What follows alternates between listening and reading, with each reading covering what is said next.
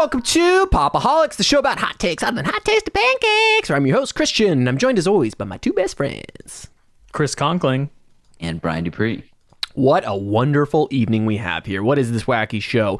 Well, this is our weekly upload where we bring you on YouTube and the podcast feed the latest in pop culture news and what we've been consuming, as well as our community feedback. It's a very exciting time. We got a lot to get into, so let's start the way we always do, which is with Brian's Wacky News Corner. Start on wacky, start on wacky.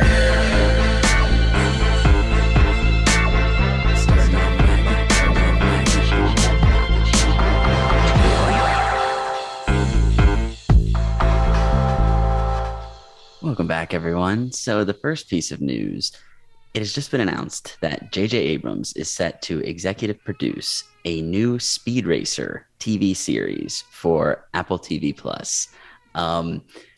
Christian, I know you're not going to comment too much on the show itself, but I do want to get your opinions on the original, well, not the original, but the previous movie adaptation that the Wachowskis did, because I know you're a big fan of that one, right? Yeah, I am. I'm a big fan. I think it's the most anime movie that's come to life in a true anime fashion, and I really love that original one. It's wacky, it's crazy. My son's really excited to see it, as he might be able to hear. He's having a great day. So, yeah, the original Speed Racer is very unique. Not everybody's cup of tea, but I think it is truer than most are to their anime source material, and it's very fun and does a lot of stuff visually that's unique. The original. I'm saying that about the original Speed Racer. Oh, the one from the 60s. Well, yeah. The anime, not the Wachowski film. No, the Wachowski film. I mean it. I know. I'm joking. Oh, okay. Yeah. Oh, sorry. We're on tonight. To be clear, I'm doing a poor job as a newsman here. Speed Racer is written by Tatsuo Yoshida. I apologize about pronunciation there, and was adapted into an anime series in the 60s. Prior to the Wachowskis adapting it to a movie, and now this adaptation. According to the article that I was reading in the Hollywood Reporter, the rights seem to be kind of in question in terms of this is legally allowed to be made. And at the time of the article, it wasn't. They didn't have any response from the creatives behind this about that issue. So that's to be seen if this actually moves forward too far. But I believe the rights. A couple of years ago, like in 2013, were in question, but they are no longer in question. Because I think they had reverted back to someone, and yes. The article did not make it clear that person gave permission for this adaptation, but presumably they have it, or it won't get made. It's my understanding Apple and J.J. Abrams has their blessing in regards to what they've shown. Like concept art and whatever they have in pre-production for this particular TV series. Okay. But this kind of announcement, you got to assume that that's the case. Okay. But yeah I appreciate that, Chris. No problem. This one is going to be written by Hiram Martinez as well as Ron Fitzgerald. Martinez wrote on Snowpiercer as well as Get Shorty, and Fitzgerald worked on Westworld with J.J. Abrams previously. I have seen the first. You raved about it one time, Christian. I watched the first half hour of Speed Racer and haven't come back to it, but I was surprised. I immediately regretted not seeing it in theaters because, as you said, the visuals of it are just absolutely insane. And it's kind of got this interesting anti-corporate greed kind of messaging going on, and obviously around racing specifically, which very much ties into our main topic this week. But yeah, that's a new Speed Racer that's coming to Apple TV+. Chris, do you have any history with either the original manga or the adapted versions? I've never seen the Wachowski film in its entirety. What I have seen is visually stunning. I personally don't really know who's clamoring for a Speed Racer television show in 2022, 2023, but I will acknowledge that Speed Racer and Astro Boy and all of these anime from the early 60s are hugely important in terms of manga and anime history, and are owed a debt to the current state of the anime industry. So I will acknowledge that, but we will see I have no bar, zero bar for the Speed Racer show. No expectations whatsoever, which means, and we'll kind of talk about expectations a little bit later in the show. Going in with no expectations means that I have the opportunity to be pleasantly surprised, which I'm always happy to be. So we'll see when the show comes out. J.J. Abrams has his hands in a lot of pies right now. I also read some things that sounded like his giant deal that he got previously in the last few years might be getting slimmed down. It's under observation currently. Yeah. He's trying to make a $200 million over at WB Discovery. So yeah, that's true. We'll see what happens with that. So yeah, that's a new Speed Racer television series potentially coming to Apple, executive produced by J.J. Abrams. That was just announced. Chris was kind enough to be in the loop on a handful of Star Wars announcements that dropped today. Chris, was there an event or something that Star Wars Celebrate? Well, as of this recording, Star Wars Celebration will long be over. But on the day that we're recording this, it's actually the first day of Star Wars Celebration. A little behind the pod there. So a lot of new information dropped today. So the first thing that we're going to be talking about, a teaser trailer for the new series Andor that's coming to Disney Plus on August 31st. Brian, they spelled Endor wrong. Easily confused, but this is actually a prequel to Rogue One from 2016 and follows the character Cassian Andor, who, not to be confused with Endor. This takes place and his 5 friend, years before. Bluke Cloud Racer. Bluke Cloud Runner. Everyone's excited for the return of Bluke, of course, the IP master. Buns Duo. Instead of Han Solo. Spit forward. Oh, boy. Oh, man. What a night. We're really on fire tonight, boys. All of us are not tired or anything. Oh, no. Not at all exhausted. Prince Faso. You've lost me. You've lost me with the Star Wars parallels. Spit forward, Chewbacca, Princess Leia, Prince Faso. Because Leia is like almost lost. I don't know. Yeah, that one was. That was a stretch. It's a little bit of a reach. A little bit. I appreciate the effort, though. Mason Blink. Okay, that's a name. No one is. So Andor is set 5 years before the events of Rogue One and follows Cassian Andor during the formative years of the rebellion. The teaser for this show kind of just looks like classic Star Wars. I appreciate seeing kind of new worlds, all the interesting character designs and outfits and everything that they're doing here. I only saw Rogue One once in theaters, so it's been a good amount of time. So I would need to come back to it to really remember who this character is and their role. But I really loved Rogue One and appreciated kind of diving into the on the ground side of things in this universe. So this kind of show I'm very much on board for. Chris, what did you think of this first teaser trailer? You know, Brian, I'm not particularly excited for Andor. There really isn't too much about it that has grabbed me. And that has nothing to do with like the character or anything like that. There were some shots in the trailer that were very exciting. We got some glimpses of Mon Mothma from the Rebel Alliance. There's a very quick shot of clone troopers in the trailer, which is odd considering that the early days of Andor takes place, like you said, 5 years before Rogue One, which is only a couple years before A New Hope. So I'm sure we're going to see that in a flashback. I'm always interested to see the transition from the Republic to the Empire and how that functions in the Star Wars universe. But I'm one of the people that enjoyed Rogue One, but wasn't incredibly hot on it because we from the very beginning of the movie there were no stakes in the film. They're plugging a literal plot hole. How can you not appreciate that? This is true. This is very true. And I love Star Wars. I love expanding Chris. the lore of Star Wars. So I'm excited for what might come in terms of lore expansion from the Andor series. But it's not on the top of my list for things to be incredibly excited about at the moment. Christian, how do you feel about it? Rogue One is my second favorite movie from the Disney lot of it. I think it's a self-contained. That's a worthy position for it to be in. It's the best. Great It's Vader. the best Star War. A lot of Star War going on, and there's not. There a is lot a of lot of Star Wars going on in that. Thankfully. it feels like an old war film, but in Star Wars, and I love its exploration of the Force. Love me a good Donald Glover, Lando Calrissian. Not in that. He's not in that movie. He's in Solo. Yeah, whatever.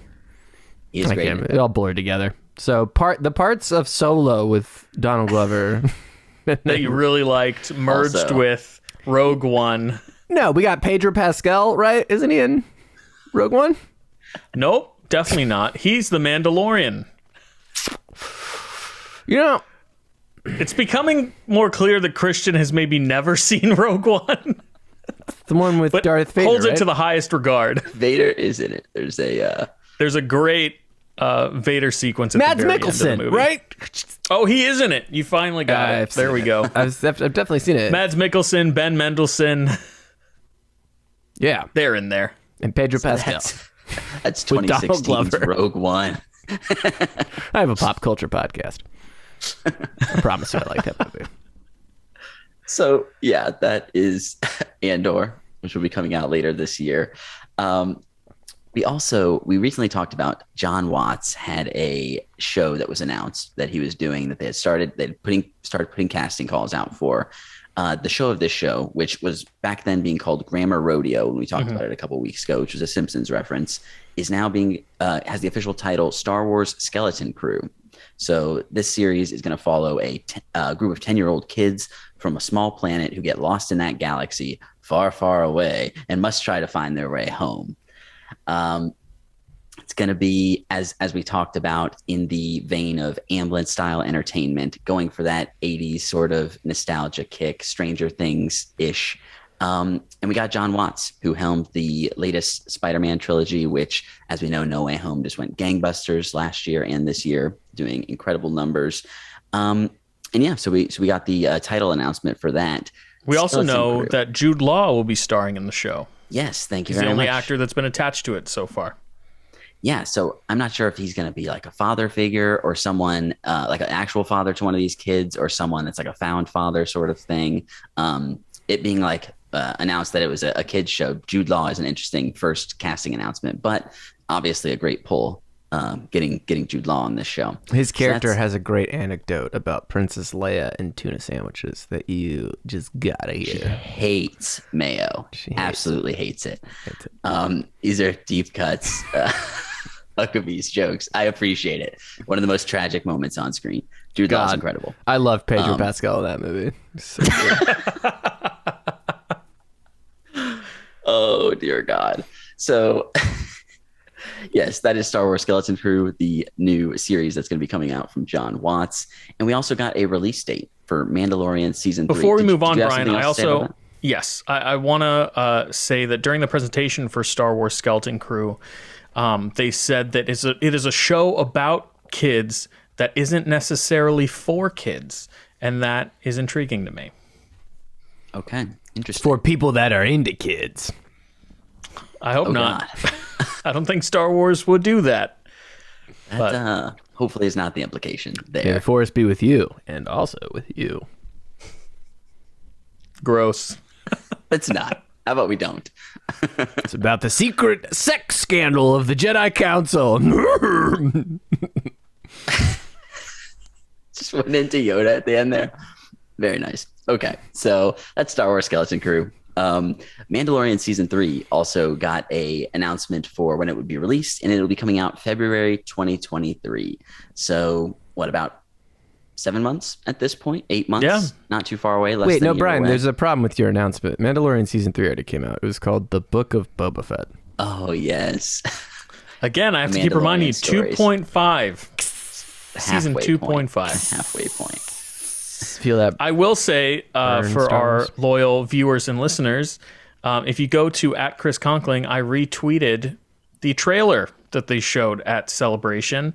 I don't know if that video is still up, but Lucasfilm has yet to release it online. And if you want a glimpse of it, head over to my Twitter at Chris Conkling. If it's still there when you see this, it probably won't be. You can also DM him, and he'll send you some pre-vises of Thor: Love and Thunder, some pre-visualization leaked from some special effects teams. That won't happen. I like the idea of you watching like blocking, like CG blocking, which is just like models like moving in space and being like, they're not even like rendered to look like the characters. It's just like blocks and circles moving around in space. We'll talk about it. Our main theme for this month for loyal listeners on Wednesday, it's Jurassic June. We're doing all Jurassic Park movies, but I watched some behind the scenes, and they had like think of 90s pre-CG render stuff. That's all I see now is just it's like a goofy cross-eyed dinosaur sliding across the screen. Yeah, but with, Star Wars. Right, exactly. Or Thor, Anyway, DM Chris for that. It's just got a logo. Those sweet vids. It's got a lot of She-Hulk. He's got a lot of previs She-Hulk stuff. As your lawyer, there are no previs available. Thanks, from this Brian. show. I appreciate that. If you want some exclusive previs, always keeping me She-Hulk, out of trouble. The thing about the previs She-Hulk model is that she's in a bathing suit. God damn it. What is this show tonight? We are completely off the rails. So we're going to move into some stuff that's coming out this week, starting with some TV. We have a new comedy special from the recently deceased Norm Macdonald. So he kind of in secret personally shot in the summer of 2020 a new special that is called Norm Macdonald Nothing Special. That is going to be released on Netflix this Monday. This announcement was released from a family member by him initially, who it was his sister-in-law, who did a bit of a tribute and announced the special would be coming out online. You could find that linked in the show notes. I have never seen Norm Macdonald stand up before. I have seen him here and there in some Adam Sandler movies and some of the classic SNL sketches and things. Obviously, SNL was one of the main things that he was famous for, and his incredible talk show appearances, which I have seen a handful of, and he always managed to just go on insane, probably completely made up stories that he acted like were completely true. I'm sure you can find a lot of that there. But this special is really exciting. It's something that I'm definitely planning on checking out. We all were big fans of Bo Burnham's Inside, which I'm sure this will be very different in terms of the style of comedy and definitely the technical stuff. But a homemade, middle of the pandemic, or the very beginning of the pandemic special from Norm Macdonald, I think is really interesting. Have you guys ever watched any of his specials? I think the latest one, Christian, you had shouted out, right? Yeah, Hitler's Dog. Very funny special. I rewatched in wake of his death and found it equally hilarious. I mean, some of it's very like I mean, he's a guy who went on rants about he touches some topics that are a little on the edge of like, is this offensive right now? But I think he always did out of love and no one had anything bad to say about him, and it's very funny. I mean, the joke around the title of the show, Hitler's Dog, is literally, I'll just say the premise is that dogs love everybody no matter what. Like, even like Hitler came home and his dog was like, Hitler, you're home. So that's which is such a funny concept. So I really like that special. I think it still holds up. Don't take it too seriously when, there's some stuff about the gays. He has some gay jokes that I could see people being upset with, but at the end of the day, I think are pretty funny. Being an ally and a friend of many gays, but I'm excited to see what he was doing, kind of his last work, which should be pretty funny to see. I'm interested to see as well, like in terms of controversy as well. Now it's coming out after his passing, it's going to be interesting to see how people are reacting to this one. So that's Norm Macdonald, Nothing Special. That'll be on Netflix this Monday. Coming out on Tuesday to Hulu, we have a new show called Pistol. So this is based on Lonely Boy, Tales from a Sex Pistol by Steve Jones, and is created by Craig Pierce for FX on Hulu, and will be directed by Danny Boyle. The premise of this 6-part series follows Sex Pistols guitarist Steve Jones and the band's rise to prominence and notoriety. I have never been a big Sex Pistols fan. I never got huge into like the punk movement proper. A lot of stuff that kind of spun out from that I do listen to more so. But seeing this trailer and seeing kind of what this show is going to be doing in terms of the Sex Pistols as this countercultural, almost revolutionary force is how it seems to be presented. It seems ripe for storytelling, and it being a 6-part miniseries, obviously very manageable. It'll be on Hulu coming out this. I can't play very much of that because of copyright stuff. Don't want to get copyrighted, yeah. I have no affinity for the Sex Pistols. UK punk is not a scene that I am, but like you, Brian, I'm into a lot of artists that were inspired by the UK punk rock scene. But the fact that Danny Boyle, the one directing it, I gotta watch it. It's like, come on, yeah, see it. Chris, any opinions on the Sex Pistols? Yeah, you guys, Anarchy in the UK. Big fan. All about it. Yeah, Chris is just a fan of Huge anarchy. fanatic. Anarchy anywhere. Can you imagine all the Anarchy in time. the UK? It's just such a ridiculous concept. It's like one flip of a teacup, and it's like fuck you. That's like Revolution, motherfuckers. This is awful. It's terrible. All right, did we let's just have film the some show? property. Let's have some property now. I'm not a big fan of the Sex Pistols. I haven't really listened to a lot of them. I'm not a fan of the Sex Pistols either. I'm very neutral.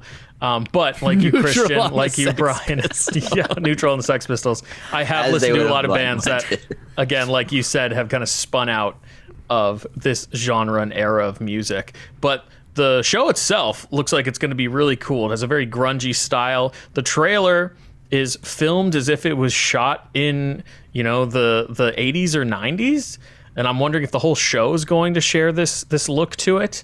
So despite not knowing a lot about the Sex Pistols or having listened to a lot of their music, the content is interesting to me. The fact that they made it is really what I respect. The fact that they made all that music. Just a deep cut film references today. That was a Zoolander. Zoolander, For those who are for unfamiliar. the eagle-eared listeners. The snake-eared listeners. We are all over the place. All the ones that my. got it.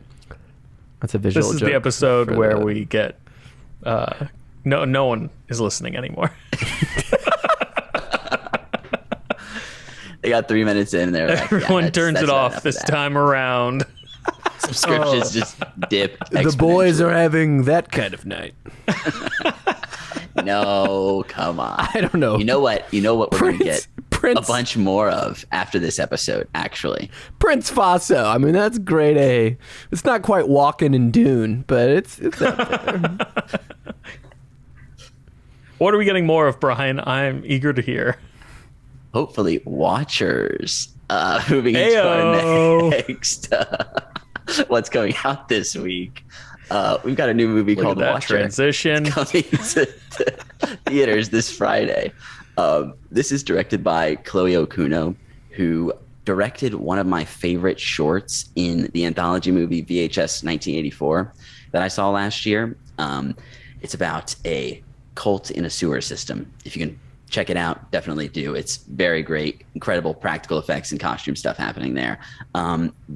The summary of this, of Watcher, is as a serial killer stalks the city, a young actress who just moved to town with her boyfriend notices a mysterious stranger watching her from across the street. As I said, directed by Chloe Okuno. It stars Micah Monroe, who, if horror fans will remember her from It Follows, she is the lead in It Follows, which is another great horror movie in the last, 5 to 7 years. It also stars Carl Glusman and Bern Gorman. This looks very inspired by a lot of other stuff that's happening, kind of a Rear Window thing. Steven Soderbergh's Kimmy just came out recently, kind of got a little bit of similar vibes from that. But with that being said, this lead actor and the trailer for this looked pretty good. And because it's going to be one of the few things that's actually coming out this week new, there's very little coming to theaters right now with all of the huge releases that are dropping. This is something that definitely piqued my interest. I know you guys aren't huge horror fans, but that is Watcher. That'll be in theaters this week. Coming to streaming, we have Interceptor from Netflix. So this is directed by Matthew Riley, who co-wrote the screenplay with Stuart Beattie and stars Elsa Pataki as well as Luke Bracey.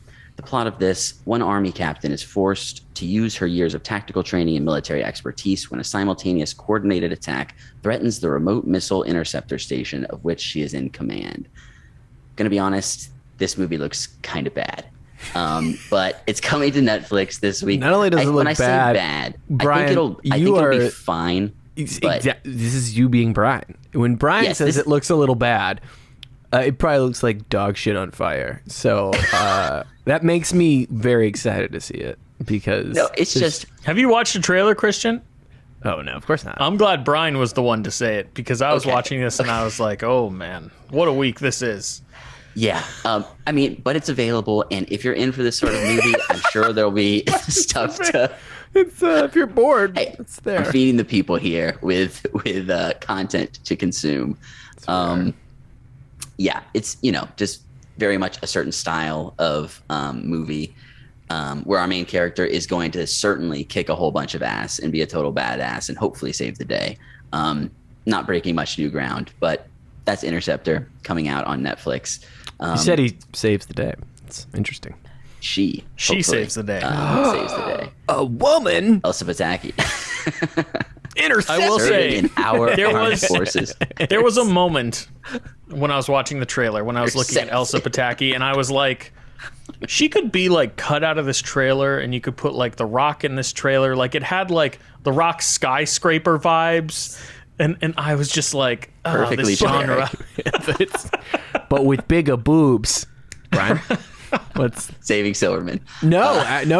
It's I believe it's Oh, okay. You're talking about Dickie Roberts. Dickie Roberts, that's right. Rob Reiner and Dickie Roberts. Yes, okay.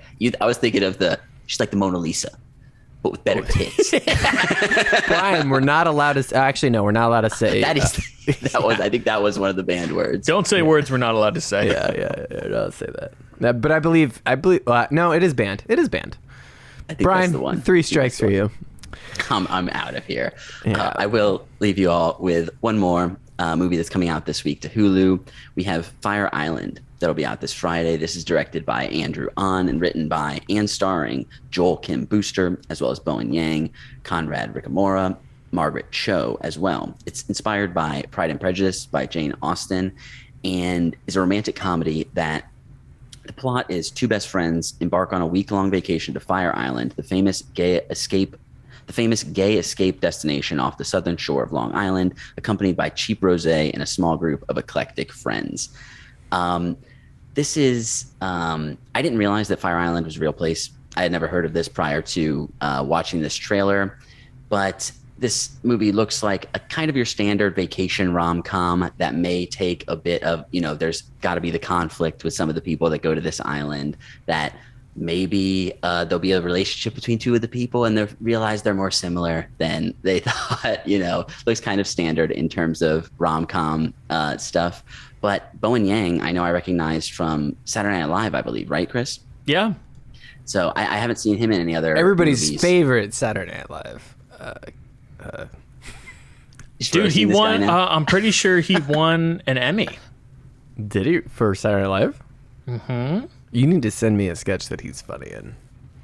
I have the perfect sketch that I can send to you. I'd love it. I'm always like, what is he doing in the sketch? I don't think it's his fault. I think he's extremely popular. I'm excited about that. That is uplifting to me, and I'm happy for it because like he doesn't seem like a not funny dude. It's just every sketch I've seen of him, like this, whatever he is doing is written poorly. Let's just say they like force him to do an Asian stereotype thing, like way too much, and I'm not a fan of it. Like he's a funny. Brian and I just watched an episode of SNL this weekend. I don't remember them making him an Asian stereotype at any point. So That's good. I'm glad that exists. I did not watch enough SNL, but I have seen a few episodes in the past couple of years that they don't give him anything interesting to do, which is sad. For me, for the episodes I've seen, but I'm excited. From what you've seen, from the little you've seen, yeah. And maybe Fire Island will turn around. Maybe this is it. Maybe this is it where I become a Bowen Yang fan. I'm ready for it.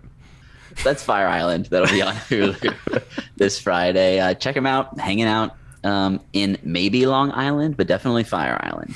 That's right. And that's it for what's coming out this week, guys. Brian, thank you so much for the news. If you have any great news topics, you can always suggest things we should cover by emailing us at popoholicscast@gmail.com. That's Pop-O-Holics Pop-O-Holicscast@gmail.com.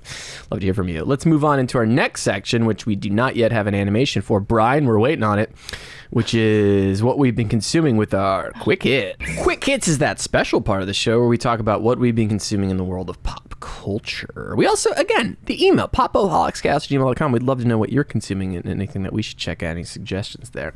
But this is where we talk about what we've been consuming. So let's start off with Chris. Me and you both saw Chippendales Rescue Rangers. Chippendales Rescue Rangers. We watched it. Now, this is great because loyal listeners will know that I've been poo-pooing on this movie you were like, since it was announced. Like the biggest I called it. dog shit I've ever seen. You're like, I'm scared. And I was like, the team behind it, the talent, the trailer, I was very excited. The trailer was garbage. I disagree. You don't know how to read a trailer, and I don't even watch that many trailers. And I saw that trailer and was like, a movie that on paper I would not have seen unless the trailer sold me on it, and it did, which is why I watched it. There's a joke in there about Christian not watching trailers and watching this trailer because he thought the movie would be garbage, but I don't know. No, what I'm saying is I that didn't find it in time. I have no problem watching trailers for things that I don't care about on paper. okay. You know what I mean? Because it's like, all right, movie. Prove yourself to me. Yeah, or it's like Thor. It's like, of course, I'm a cuck. I'm going to see all this shit, all that Marvel shit, because I'm a cuck.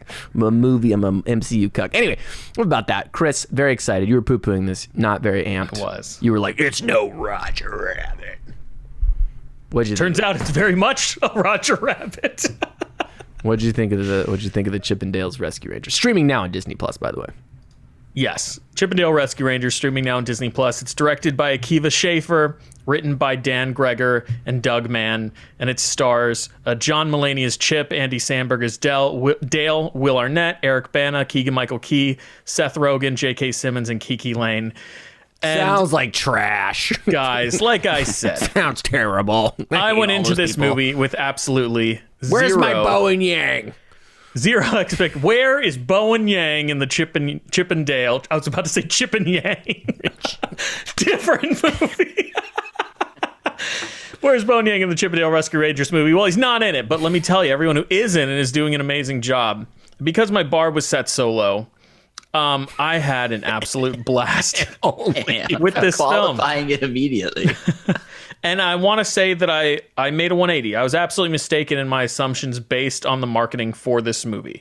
In fact, I had a blast watching this movie. I actually watched it twice in one day, once by myself in the morning and then once with my wife at night. I'm a giant fan of Roger Rabbit, and this is absolutely a spiritual sequel to Roger Rabbit. There are multiple references to Roger Rabbit in the film, but even more so than that, this film is really a love letter to fans of animation and the art of animation itself.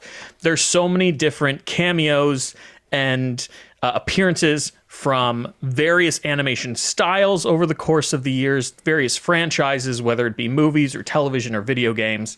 There are some really surprising cameos that had me laughing out loud.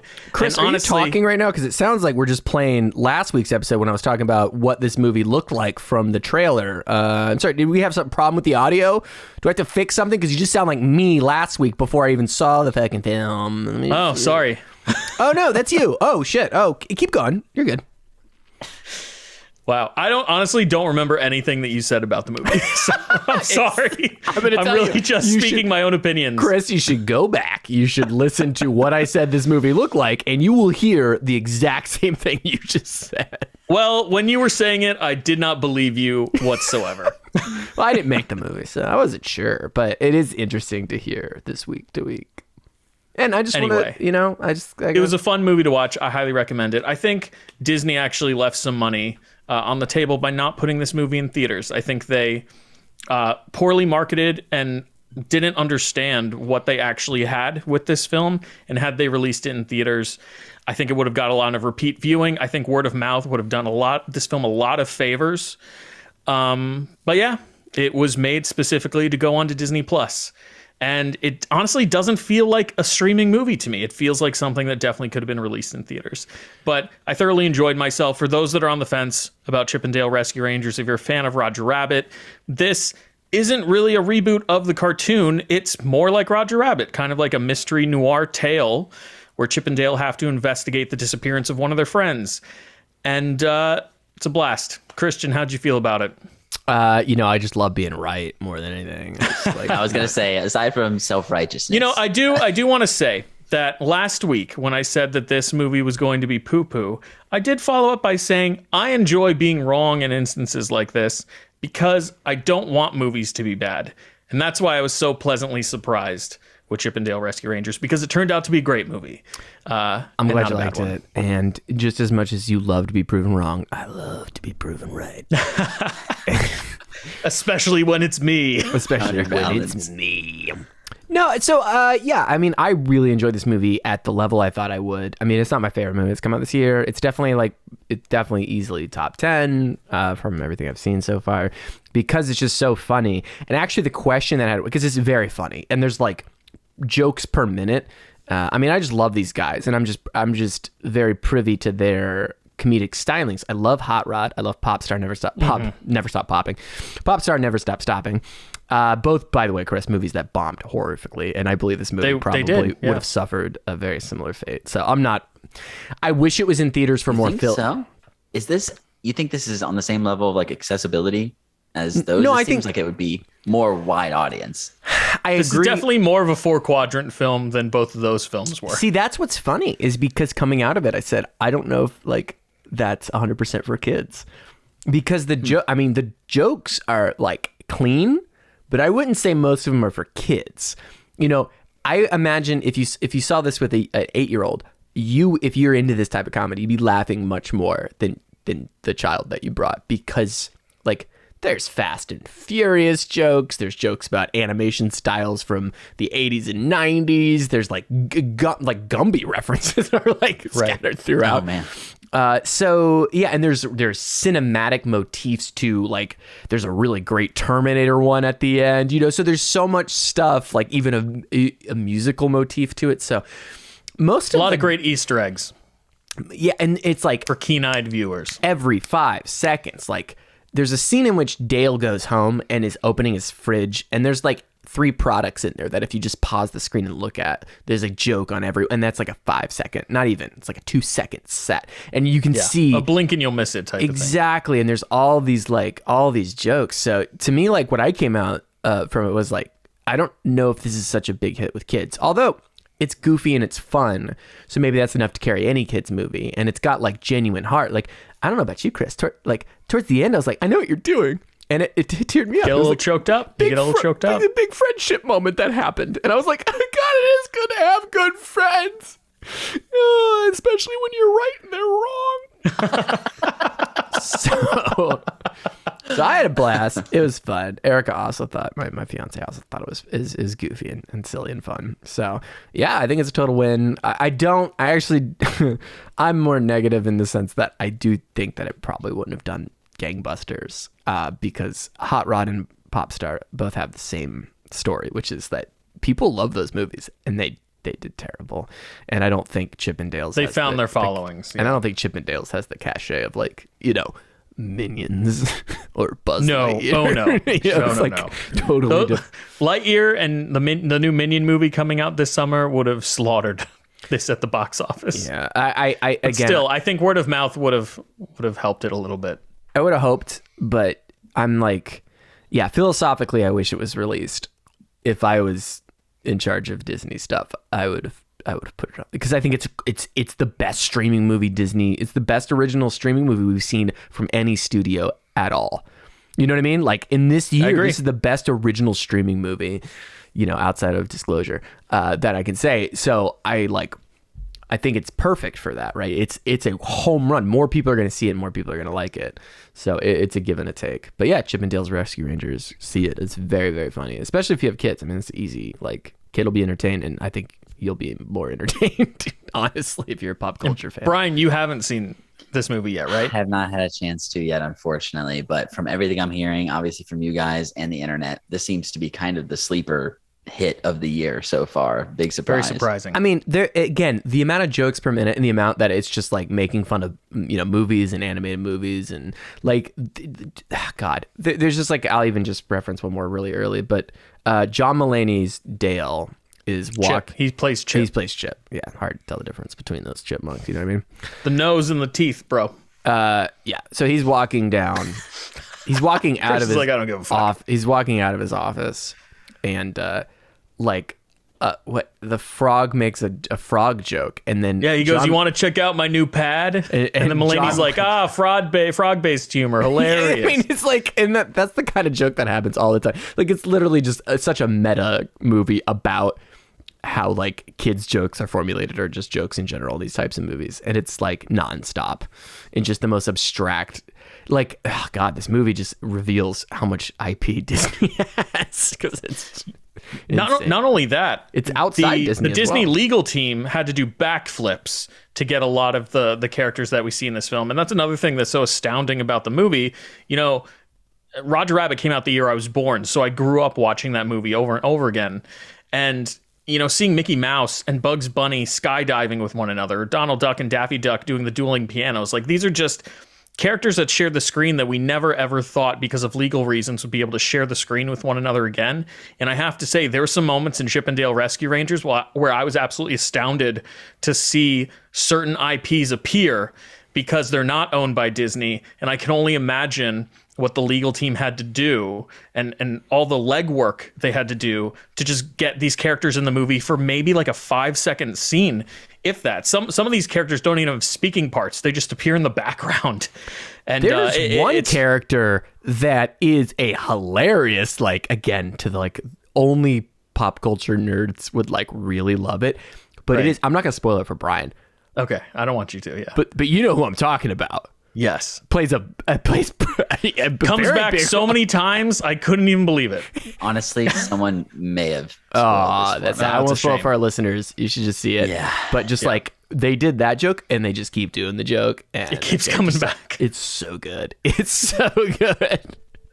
And it's a wow moment. It really is like a what I did not expect it. It's very, very good. But anyway. Chip and Dale's Rescue Rangers, Chris and I both say, very good. One of us was right about it beforehand. But, I'm glad I was right for more reasons than just my pride. I'm glad you were right, too. I would have been really sad, because I love this whole team. I think Akiva Schaffer is such a great comedic director. That's his name, right? Akiva Schaffer, yeah. Yeah. And I too like this team and like the creatives. I just didn't expect Disney to let them go all out. I never expect Disney to let anybody go all out. Well, and especially just like literally if you just took heroin and replaced it with the word cheese, that's like the logic of the movie. It's so good. It's like an opium den in the movie. Stinky cheese. You got any of that? A lot of great innuendo in this film. I could sit here and just keep quoting like really funny stuff. It's like that kind of movie. Monterey Jack, also a cheese. Anyway, Brian's like, I'm lost. We'll move. Chip and Dale's Rescue Rangers streaming on Disney Plus. Chris and I both really liked it. Brian, you and Chris saw Star Trek: The Motion Picture in theaters with a special bro date. Chris had already talked about this, which it's streaming on Paramount Plus, the 4K remaster. It is. But Brian, this was your first time seeing it. You had a nice little bro date with Chris. I wasn't invited, which is totally cool. Did you want to go? I don't know if that was. Is that true? No, I don't think that was true at all. Brian and I talked about it, and it didn't seem like it's in the group chat. It's fine. I know that for you never spoke up saying that you wanted to go. It's fine. I'm not bitter. I'm not bitter at all, dude. Live long and prosper. Gosh. I think you. Anyway, Brian, what did you think of Star Trek: The Motion Picture? So yeah, I will say shout out to Chris for standing in line at the Lego store with me to get a Lego before we saw this movie as well. I'll keep you in guys like 100-degree weather. It felt like 100 degrees. It was really rough, and thankfully the line moved pretty quick, and we were able to get to the movie on time. But yeah, this is my first time seeing this movie. There was a really cool kind of special effects intro talking about a lot of the people involved. Douglas Trumbull was one of the main ones who sadly passed away earlier this year, but incredible. It really set the stage for the scene that Chris brought up when he talked about this movie, which is just kind of this ridiculous long shot of every possible angle of the USS Enterprise. It's so self-indulgent. It is. And you have Shatner just looking like a proud father, like the whole time, just like never ending, like interest and wonder at this. But I got to say, it's incredibly well done. And getting that context of the special effects work prior helped me appreciate it as well. Because I feel some of the stuff, considering when this came out with respect to Star Wars in 2001 and things like this, not all of the special effects stand up and hold up in the same way for me. But a lot of that stuff was really, really excellently done. I think Shatner's great here. Not being very familiar at all with the original run, I was kind of surprised how flawed Shatner was portrayed as. He's very much this kind of strong-willed, thinks he knows what's right and best for everything, even though he may be kind of out of its depth at times and kind of has to reckon with needing other people who he may look down upon. And need them to actually, help get the crew through this trip. I think the conceit behind the villain and how everything plays out and the effect and the way it ties in with human history is really interesting and a really cool idea that I really appreciated. Hopefully that's not spoilery. I think you did a great job dancing around it. I thought that was really great. I got to shout out, obviously, Leonard Nimoy as Spock is great, but the standout for me was DeForest Kelley as Leonard McCoy, who is just like having none of this shit, like clearly totally done with the shenanigans on the Enterprise to some degree and gets roped back in. And I just kind of appreciated that perspective. So I had a great time with this, and I'm definitely planning on watching the episode associated with the next movie as well as the next movie sometime soon. And I'll keep you guys in the loop on that. But yeah, I had a great time. For the showing, was it a packed house? Was it full? Brian and I sat in the back row. Yeah, and there was nobody else in our row. Do you mind if I talk about the experience, the theater going experience, Brian? Is that okay with you? Yeah. I personally thought our theater going experience was a little lackluster, to be perfectly honest. Brian and I walked up to the theater, and typically this theater, I'm used to it being like top notch. We've seen multiple movies last year. We saw Fast 9 as well as Black Widow at this theater. Granted, they were all in the Dolby theater in this particular AMC. And the first sign that things might be going awry was when Brian and I walked up to Auditorium 7, and it was actually Auditorium Sevi. The N, AMC has these big blocky letters to spell out the number of the auditoriums on the doors, on the entrances to auditoriums, and the N was missing and looked like it had been missing for a long time. It was missing and replaced with Doctor Strange in the Multiverse of Madness. And you're like, that's not what's supposed to be. When the presentation started, it looked like the projection wasn't quite centered correctly. Oh, there was probably a 4-foot black bar at the top of the screen initially. Yeah. Yeah. And the theater never dimmed the lights fully. So we actually watched the full movie in pretty much a lit auditorium. My eyes adjusted eventually, but it was slightly dimmer than when we walked in. But describe our experiences. I saw Black Widow with you, and I saw Fast, and I would not describe it as a premium. I describe it as a tourist trap of a movie theater. Yes. Is how I describe it. I do not like that theater.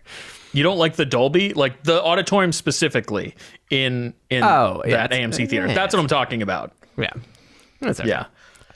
I don't appreciate the assembly. There's an assembly line for a concession stand. It's like, take a ticket, grab what you want, get the ticket to the air, and don't divert. Here's your pre-made popcorn basket. Yeah, anyway. So, needless to say, I'm really happy that Brian and I got to go together. But the presentation wasn't the best. And there was a moment, I told Brian this after the movie, about 5 minutes in, I was like contemplating going to the front desk and being like, hey, X, Y, and Z is happening in this theater. And then they'd look at their clipboard and be like, what theater is that? Oh, the theater showing the fucking Star Trek movie from the 70s? Go sit down. Like, you're talking about Theater 70. Yeah, that's where we put this shit we don't like. Notorious. So I didn't see anybody else getting up or seeming to be like bothered by it. So I was just like, I'm just gonna sit here and It's eat probably my just a popcorn robot that just hands you tickets to go see Doctor Strange in the Multiverse. It's like, here's your refund for Doctor Strange in the Multiverse of Madness. And you're like, that's not the movie I'm seeing. It's like, have a nice day. You actually have to go back and make the popcorn yourself. It's Right. a very thorough Yeah. process. So I do have to anyway, say, other than that, it was a fun time. yeah, no, the movie itself, thankfully, was good. I'm kind of obsessed. It's parodied a lot, and I don't think for the most part, his performance is parody Shatner, but him saying or calling Spock, and just the way he does it differently every time, but with still Spock. Mr. Spock. Like, it's just Mr. constant. Spock. He says like 15 times with totally different inflections each time, and it's incredible. I was just waiting for the next one throughout the course of the whole movie. I did appreciate that. Iconic and parodied for a reason, because it's very unique and excellent, and only Shatner could do it. Very cool. That's Star Trek: The Motion Picture, which is now streaming on Paramount Plus and in select theaters. Brian, I'm also very excited to hear your thoughts, because I've been hearing interesting buzz, which isn't all good or all consistent. But Andrew Garland's new film, the director of Ex Machina, which is a film that I think we all like here. Alex Garland, yeah. Alex Garland. God, I'm on fire today. Very tired. My child isn't sleeping well. Alex Garland's new film, Men, which I'm very excited to hear your thoughts. You saw this in theaters. I did. Yeah, this was a bit of a spontaneous one when I was up in Orlando last weekend. So this is the latest written and directed by Alex Garland. It stars mainly Jessie Buckley and as well as Rory Kinnear. And I don't want to say too much about the plot of this movie. A recently widowed woman goes on a countryside vacation and is trying to kind of just leave the world behind for a few weeks and, have a trip to herself.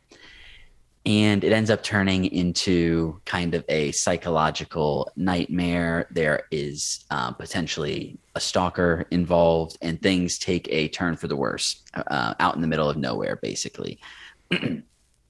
As with most of Alex Garland's stuff, there is symbolism that's happening here, not all of which is particularly explained, although hearing people talk about this movie has kind of made me appreciate it even more. Coming out of it initially, I felt like it was maybe my least favorite of Ex Machina, Annihilation, and this, and Men. But thinking about it more, I'm kind of interested to rewatch for some of the elements. It's described here as a folk horror, and that's fair. I think that's a decent way to describe it. It's definitely a psychological thriller kind of as well. The acting performances by both of our leads are excellent, and the third act and mainly the last like 15 or so minutes are, I described it to Chris because he's probably never going to see this movie. Just, they will absolutely haunt you and stick with you long after the movie. There is some, Just from your description, it sounds horrifying. Yeah. And there's gore that's also, it's gory, but also silly is not the right word, but I'm dancing around spoiler-y stuff here. I would say if you're at all interested in Alex Garland, don't watch the trailer for this movie. It becomes the kind of quote unquote gimmick of the movie becomes apparent very quickly. So I don't think it's necessarily a spoiler, but it's something that I'm not going to say here because it does kind of tie into what the movie is and what it's trying to say, I think. So this is one that I think I may like it even more on repeat viewings, but it was definitely a great experience in the theater, something that I don't at all regret watching. And as usual with Garland stuff, has some visceral moments that it will take me a long time to try and forget. So yeah, that's Men. It sounds like when you described it, it almost sounded like you're describing the end of Jordan Peele's first film that was very popular. Get Out? Get Out, yeah. Because that's kind of like that. When you described it, I was like, that's how I describe the end of Get Out, which is just it's interesting. Yeah. And that kind of tracks because it does kind of go full on genre movie in the last act in a way that the rest of the movie isn't necessarily. Ex Machina has a similar turn of like when it's kind of like unearthed what the deal is with that, it changes the vibe of it. I mean, it's not quite extreme as Get Out, but Yeah, his films have a habit of doing that. And Annihilation as well, I think. Annihilation kind of clears up towards the end of this. So, Yeah. still very excited to see it. I think he makes interesting films. And I think him and Jordan Peele are very closely related stylistically and similarly. So, that is Men. It is in theaters now. And if you're into genre-based horror films, sounds like it's a good time. Would you rank this better or worse than Ex Machina? Which is a high bar. Ex Machina is a very high bar. Or Annihilation. How would you compare it? I haven't seen Ex Machina in forever. So I've seen it. I've only seen all these movies once at this point. Oh, wow. But on first view, I think Ex Machina is stronger on first viewing. It's also more straightforward in a lot of ways, though. There's kind of like 2 or 3 things that Men is trying to do thematically, and not all of them are working as well as the others. So Ex Machina, I think, is just kind of tighter in that way thematically. It also has Oscar Isaac doing a dance robot scene, which is very great beard. Come on, oof. The best beard, beard. Isaac. The best beard. Yes. Always has a good beard in Dune too. Epic beard. He does have a good beard in Dune. Yeah, terrible beard in Moon Knight. All CG. Didn't like it. All right, so that's it for what we'll be consuming. Let's wrap things up with our community feedback section. Welcome back to the community feedback section, loyal listeners and viewers. In this section, Pop-O-Holics take care of some housekeeping. We're going to talk about our upcoming Throwback Thursday episode. If we do have any poll results from our Twitter at Pop-O-Holics, we will talk about them here. This week we do not. And then, of course, if you leave us a written 5-star review on either Spotify or the Apple Podcast app, we will read them here in this section. So that being said, let's jump into what we're doing. Over on our YouTube channel, youtube.com/Pop-O-Holics, every Thursday we release one of our older episodes from our back catalog. We're trying to get all of our old audio episodes onto our YouTube channel. So every Thursday we release one of those original episodes. This Thursday we are releasing part 1 of our Best of the Decade episode. This obviously was recorded at the turn of the decade in 2020. And in this first part, we're going to be going over the best podcast of the decade, I believe the best book of the decade, and then I think the best music of the decade, if I'm correct. And then next week, we will go over the best television of the decade, and the best movie of the decade, and possibly the best video game of the decade. I may have switched video game and music. Video game might be in this episode, so I do apologize. Either way, the next 2 weeks, we're going to be talking about the best things of the 2010s over on our YouTube channel. Brian, you have to say? I just gotta say, I love that we take big swings. That's what we go for it. When you said best of the decade, I'm like, we did that shit? That would make me sweat if I thought about doing that right now. That's crazy. But I believe, sometimes when I listen to previous recordings of mine, I'm like, what an idiot. Every time I edit the show. But I know for a fact, I'm 90% sure that my best video game of the decade was 2017 or 2018's God of War. Mm-hmm. And I think I'm right about that. I think I nailed that one. I sit well with that. I recently it's a great game. Reviewing all the stuff that's upcoming, and I saw our top 5 films of all time. I looked at that list and I'm like, that's a weird list. I mean, I got like half of them. I was like, no, those would probably stick, but it's interesting how those things change over time as you grow older. But God of War, still a great game, and still probably one of the best games that came out in those 10 years. And you can listen to my thoughts about that and so much more on the Best of the Decade episode. This coming Thursday at youtube.com/Pop-O-Holics. Christian, where else can our loyal listeners and viewers find us online? They can find us on the interwebs. We got a link tree if you're watching on the YouTubes. In the description, there's a link tree with all them pretty links that take you all over the internet. It's also in our podcast feed, so subscribe to us on the podcast feed if you haven't already, and subscribe to us on the YouTube channel if you listen on the podcast feed. We really like to have you over here on this community that we got. And you can also... this is a character I've created by the I like this character. It kind of reminds me of like Dana Carvey's church lady. I'm here for it. It's a little bit like the church lady. I don't know. It's what I get like when I'm tired. I'm trying to be polite. The southern charm seeps in. You can also email us directly at popoholicscast@gmail.com. My goodness, we would just love to hear from you. We just want to know all the different people that are listening. I just love it when people reach out to us and tell us what they think of the show or things they want us to cover. That's real swell. And we got some really excellent episodes coming up this month. Chris, what are we talking about all month long and next Wednesday? a couple days. Well, from now. Christian, next Wednesday, we're going to be kicking off our Jurassic June month in celebration of, I guess, the final film in the Jurassic Park franchise coming out. I sure hope so. I hope they wrap this shit up. They make these promises, and like I just really hope they keep them. Jurassic World Dominion is coming out in June, and because of that, we're going to be rewatching all the Jurassic Park films other than the best one. The good one. The first one. But I tell you what, loyal listeners and viewers, the reason we're skipping the first Jurassic Park is because we recorded a Jurassic Park Pop-O-Holics commentary tracks episode for the entirety of Jurassic Park, which I'm hoping that we release on our YouTube channel soon to correspond with the month. So you can watch the entirety of Jurassic Park and hear us yammer on about it. None of us worked on it. We just have opinions about growing up with it. And Honestly, that's what though, you really come here for, right? one of my best jokes ever on the podcast is in that commentary, and I'll stand There by you that. go. That's a reason alone to go listen to that commentary track audio. So yeah, we'll be kicking it off this coming Wednesday with The Lost World Jurassic Park. So get ready for that. After I watched the Lost World Jurassic Park and did the research for the episode, because sometimes I do research, so it's going to be a good episode. I listened to like maybe half of our commentary with the film playing, and I gotta say, I was really worried to revisit it, because it was like 2 years ago, and it's not that bad. So I would recommend. But Chris has nothing but facts. Chris is like, well, in the original book, actually, Michael Crichton had to start off with, and I'm like, Christian's like munching on something. The way that Dr. Grant kind of looks like Dr. Grant has a boner in this one scene, and that kind of funny.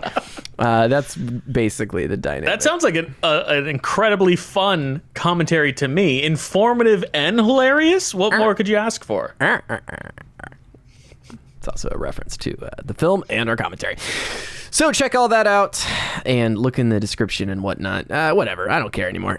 So that's going to be it for this show. Excited to start Jurassic June on the main topic feed and join you for another weekly upload. All that and more on the next episode or episodes or previous episodes.